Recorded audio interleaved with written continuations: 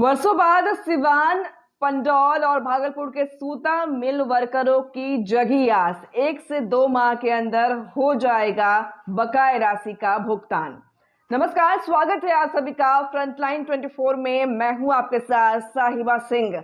वर्षों से बंद पड़े सिवान सरकारी सूता मिल, या यूं कहें कि निस्से नाबूद होने वाला सिवान का सहकारी सूता मिल के वर्करों और कर्मचारियों की आस जगी है कि उनके बकाये वेतन का भुगतान की प्रक्रिया सरकार द्वारा शुरू कर दी गई है। और इसका श्रेय जाता है बिहार विधानसभा के अध्यक्ष अवध बिहारी चौधरी और दरौली विधायक सत्यदेव राम पर जाता है। सिवान के कामगार लोग पटना हमारे डेरा पर गए थे। उन लोगों के द्वारा जो शुरू से ही जब सूता मिल चालू हुई तो उसमें लोग काम करते थे। बाद में सूता मिल बंद हो गई तो कामगार लोगों को कोई नोटिस नहीं दिया गया था। ऐसे ही वो लोग बैठे रहे। जब नहीं नोटिस दिए तो मान कर चलिए कि उन लोगों का क्लेम सही है कि हम काम पर थे, आप हटा दिए होते हमको तो हम हट गए होते। तो ऐसे परिस्थिति में वह सूता मिल बंद हो गया। अब बंद हो जाने के बाद से सूता मिल को तोड़ करके इंजीनियरिंग कॉलेज बन गया। शेष जमीन बियाडा ले लिया, परंतु जो उसमें काम करने वाले कामगार थे उन लोगों को 1 पैसे का भुगतान नहीं हुआ। इस तरह के बिहार में 3 मिल है, एगो पंडौल है, एगो भागलपुर और एगो सिवान है सूता मिल।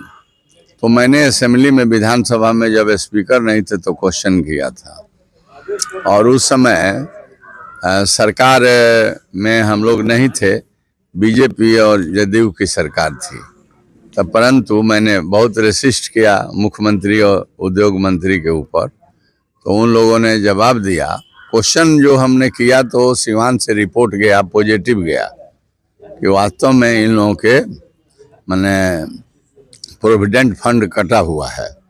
तो कटा हुआ है और जांच करके रिपोर्ट गया कि इन लोगों वास्तव में ये लोग कामगार है, इसमें काम किए हैं। और वित्त मंत्री से भी हम बात किए थे कि आ करके निर्णय ले लीजिए, भुगतान तो करना ही करना है। तो टोटलिटी में माने तीनों मिल में कामगारों के भुगतान करने की दिशा में मतलब सरकार सीरियसली तैयारी कर रही है। और मुझे लगता है कि अब कामगारों का भुगतान हो जाए। उनको तो काफी विश्वास था कि चूंकि उनका सदर में मिल पर बार बार उनका पहले से भी ध्यान था, और हम लोग जानते थे, विश्वास था कि उन्हीं के द्वारा जो है कभी भी आज हो 1 साल का बाद हो। चूंकि विधानसभा में इसके पूर्व के सरकार में क्वेश्चन करना था तो पूरा लड़ाई किए। लड़ाई करने के बाद निर्णायक सरकार जो है इस बात को मान ली। इधर फिर स्पीकर बनने के बाद बार बार प्रयास में रहे हम लोग, बार बार उन्हीं के डेरा पर जाते थे। हम लोग को एकदम ही विश्वास था कि अध्यक्ष जी के द्वारा ही हम लोग का काम होगा, चूंकि हम लोग को कसक और पीड़ा को पूरी तरह से समझे हैं और मिल के विषय में उनसे अधिक कोई जानता नहीं है कि मिल में कब बहाली हुआ, कैसे हुआ, कौन मिल में आया, कौन गया, सब मालूम है। इसलिए उनको छोड़कर दूसरे से असंभव था। और हमारे सत्यदेव राम दरौली का विधायक है, उनका भी सहयोग हम लोग के प्रति रहा। वो भी हम लोग के धरना प्रदर्शन में भी योगदान उनका रहा, और पटना भी जाते थे तो भी लगे थे।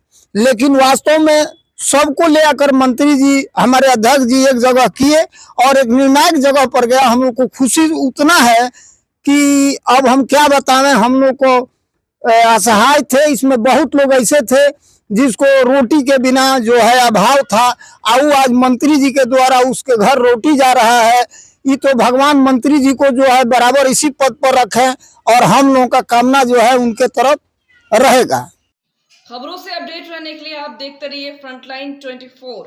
मुझे दीजिए इजाजत, नमस्कार।